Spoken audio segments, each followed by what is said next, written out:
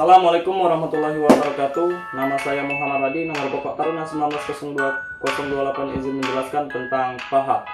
Di sini kita akan menjelaskan tentang pahat bubut. Apa itu pahat bubut?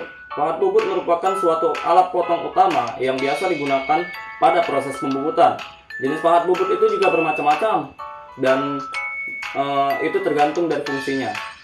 Ada beberapa istilah geometris pada pahat bubut itu sendiri, yaitu 5 istilah. Yang pertama sudut potong samping, yang kedua sudut potong depan, 3 sudut tatal, 4 sudut bebas sisi, dan 5 sudut bebas depan.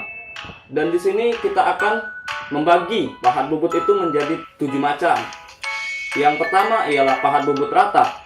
Pahat bubut rata ini digunakan untuk membubut diameter luar benda kerja hingga rata. Besar sudut puncaknya itu 80 derajat. Meski bentuk asahannya bermacam-macam, semua bentuk sudut relatif tidak banyak berubah. Dan yang kedua ialah pahat muka. Hampir sama dengan pahat bubut rata, perbedaannya terletak pada besar sudut puncaknya, yaitu 55 derajat, sedangkan pahat bubut rata tadi 80 derajat.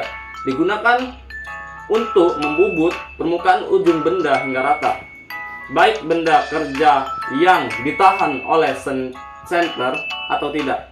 Permukaannya dimulai dari bagian tengah atau titik center ke arah sisi pekerjaan.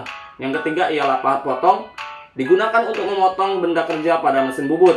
Pemotongan dapat dilakukan dengan benda kerja yang ditahan oleh center atau permukaan tengah, atau tidak ditahan center jika benda kerja itu pendek. Laksanaannya, pemotongan tidak boleh sampai putus untuk menghindari meloncatnya benda kerja dan patahnya pahat. Dan yang keempat ialah pahat ulir. Digunakan untuk membuat ulir yang dibutuhkan. Bisa untuk membuat ulir kanan, ulir kiri, ulir tunggal, ulir ganda, dan lain-lain.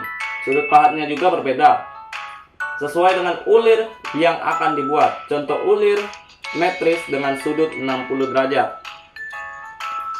Dan yang kelima ialah pahat alur. Pahat alur ini digunakan untuk membuat celah alur pada benda kerja sesuai dengan kebutuhan. Biasanya itu digunakan untuk pembatas ketika anak mengulir benda kerja. Bentuknya hampir sama dengan pahat alur yang kita jelaskan tadi. Dan yang keenam itu ialah pahat bentuk. Ialah pahat yang mata pemotongnya terbentuk sedemikian rupa sehingga hasil pemotongannya akan berbentuk sesuai dengan bentuk mata potongnya. Pada umumnya pahat ini memiliki sudut-sudut bebas sehingga dapat bergerak ke kiri atau ke kanan serta maju tegak lurus. Dengan pahat ini kita bisa menghasilkan bentuk yang sama untuk beberapa pekerjaan. Dan yang ketujuh ialah pahat chamfer. Pahat chamfer ini digunakan untuk bagian benda kerja yang tajam. Tujuannya untuk memudahkan benda kerja dalam perakitannya. Sebenarnya semua bagian yang tajam sebaiknya dichamfer. Walaupun di gambar kerja tidak ada perintahnya. Chamfer yang tidak ada pada gambar kerja cukup yang kecil saja. Ambil kira-kira 0,2 sampai 45 derajat. 0,2 itu milimeter ya. Dan semua pahat ini digunakan dengan pahat besi, di mana semua ini menggunakan ujung pahat besi. Sekian penjelasan dari saya. Apabila ada salah kata, saya mohon maaf. Kepada Allah saya mohon ampun. Assalamualaikum warahmatullahi wabarakatuh.